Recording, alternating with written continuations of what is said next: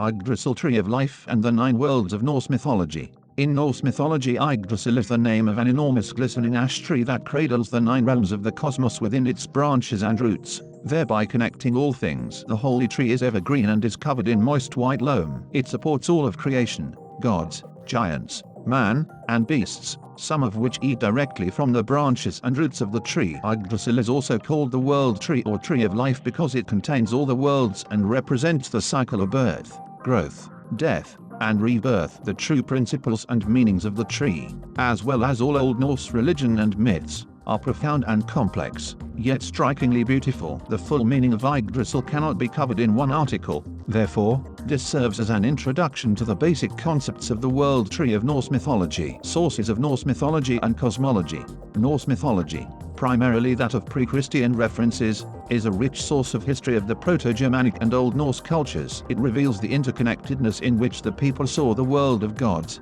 humans, and nature, and shows us the depth of their religion and cosmological principles. The Yggdrasil tree is only one small, yet very important, glimpse of the vastness of Norse mythology. The Poetic Edda, the 2 main sources of Norse poems and stories, are called the Eddas. They both contain information about the tree of life. The first is the Poetic Edda, which was compiled in the 13th century of Old Norse and Proto-Germanic sources and beliefs that endured the Christianization of Iceland in 1000 AD. It is also called the Elder Edda. Although there are few details about the Norse world tree in the Poetic Edda, many scholars consider this compilation to be much more historically accurate than some other sources. The Prose Edda, the second source. The Prose Edda was written in the 13th century by the Icelandic Christian politician and historian, Snorri Sturluson. Some scholars indicate that much of the Prose Edda is embellished, based on the personal interpretations and Christian influences of its author. Although this version expands the description of the world tree with much more descriptive and intriguing details, it is considered less true to pre-Christian pagan Norse mythology. An ash I know stands. Its name is Yggdrasil, a noble tree bathed in clear moisture. From there comes the dew that falls in the valleys, standing evergreen above woods. Well, Poetic Edda, translation from the poem, Vo Lus Pa. Etymology of the word Yggdrasil. Yggdrasil pronunciation is Yggdrasil. Scholars debate the origin of the word, with the most common interpretation being Odin's horse. Yggr, the Terrible One, is another name for Odin. He has many names. The chief of the Norse gods. Yggdrasil means horse. The term Odin's horse is symbolic for gallows, which pertains to the Norse world tree. The tree served as Odin's gallows in the poem, Odin's Rune Song, of the Poetic Edda, in which Odin hung himself on the tree for 9 days. The following is an interpretation of the mythological story that links Odin's gallows to the holy tree. The myth of Odin and the runes. Odin desired the power to control destiny, but in order to have that control he needed to be able to see and decipher the magic runes, which are a system of symbols that convey wisdom, intention, and power. The runes had the ability to spread intentions across the cosmos through their meanings. Only the Norns, the 3 maidens of fate, who lived within the well of Ur at the bottom of the Norse world tree, understood the runes. The Norns were the controllers of destiny. In order to manifest their desires for all of creation, they would carve the runes into the sacred tree's trunk. Through the runes, the meanings and intentions of the Norns would travel along the branches and roots of the tree to each of the 9 worlds. The Kensington runestone. To gain the ability to wield the immense power of the runes, Odin had to sacrifice himself. He needed to be worthy of such potent and frightful wisdom, so he stabbed himself and then hung himself from the world tree for 9 days. This was a sacrifice of himself to himself, and only then was he able to obtain the meaning and power of the runes. 9 worlds of Norse mythology. Within the branches and roots of the Norse tree, 9 worlds or realms of the cosmos exist. There is no concrete description of the configuration of the Norse worlds in the Eddas, although many people have attempted to make one up. There are also varying interpretations and names. Additionally, much of the current information we have was added later in the Prose Edda, which is where some of the following descriptions have been acquired. Primordial worlds of Nephilim and Muspelheim. The first worlds that existed before the existence of any other matter were Nephilim and Muspelheim, the primordial realms of ice and fire. They were separated by Ginnunga Gap, the yawning void or the abyss. As the fire of Muspelheim and the ice of Nephilim reached out toward each other, the ice began to melt. The result was a steaming soup of creation,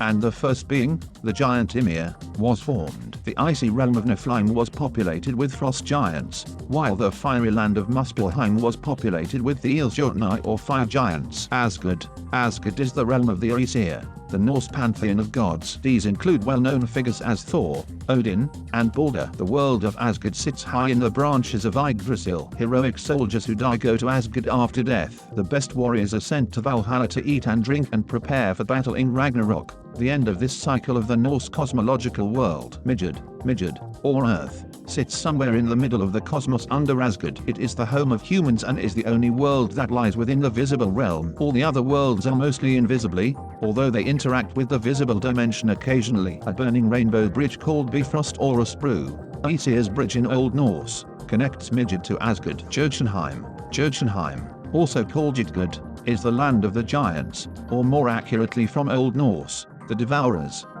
It is the wilderness that surrounds Midgard and is a place of forests and mountains and harsh landscapes. Ytgard means beyond the enclosure. It symbolizes a place or concept of wildness, chaos, disorderliness, and non-conformity. The Devourers were powerful beings who always strive for chaos, and will continue to do so through Ragnarok. Vanaheim is the home of the Vanir pantheon of gods who represent fertility and wisdom. The Vanir are a different tribe of gods than the Aesir of Asgard. Some suggestions indicate that Vanaheim may be a less orderly and refined world than Asgard. However, any breadth of information about the Vanir and Vanaheim is lacking in existing sources. Alfheim is the dwelling place of the light elves who are brighter than the sun to look upon. It is unclear exactly what the elves are. They may be a type of beneficent demigod creature, perhaps similar to angels in Christianity. Their description in the Prose Edda was possibly influenced by Snorri Sturluson's Christian beliefs. Nidavellir, Svartalfheim, or Nidavellir as referenced in older texts,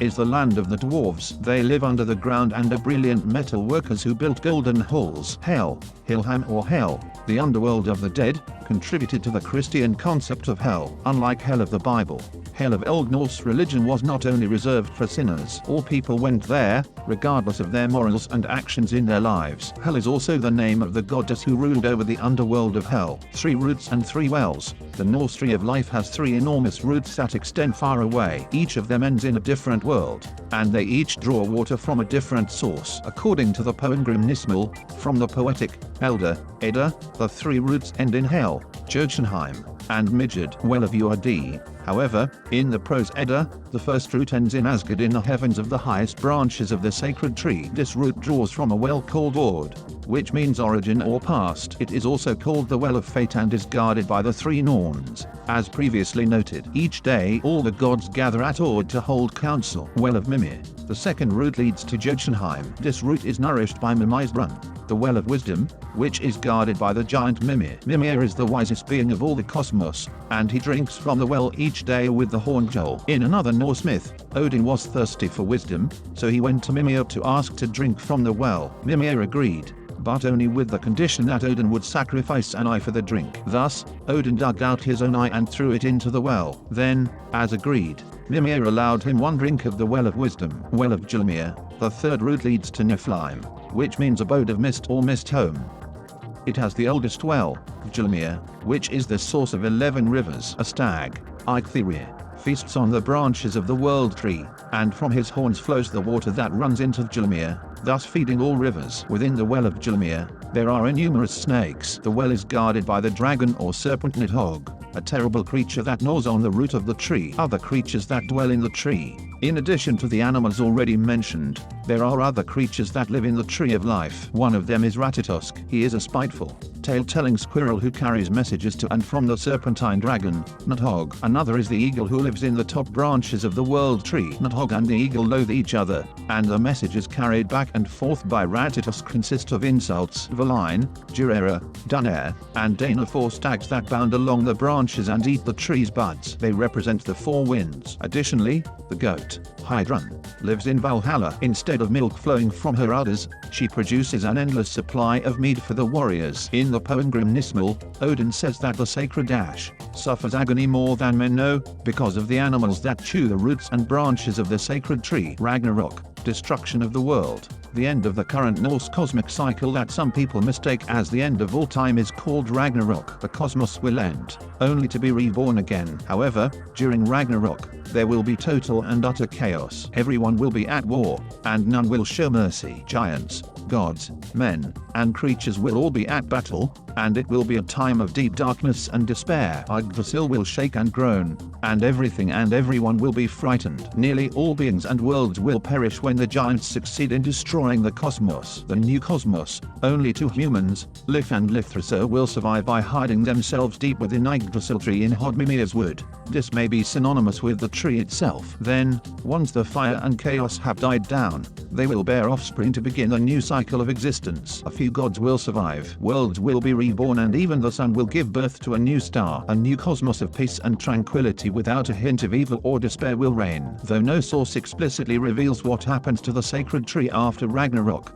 if two humans survive by hiding within it, one can infer that it too survives. After all, the sources say that it is forever green, and through its tree trunk and branches, it conveys the destiny of the cosmos. It must endure. With interpretive liberty, one may view the Norse tree of life as the vast container and observer of all of creation. Yet it is the indestructible creator and is one with the cosmos, as it is one with the supreme and omnipresent Odin. The world tree Yggdrasil will perpetuate the cycle of birth, growth, death, and rebirth for all of eternity.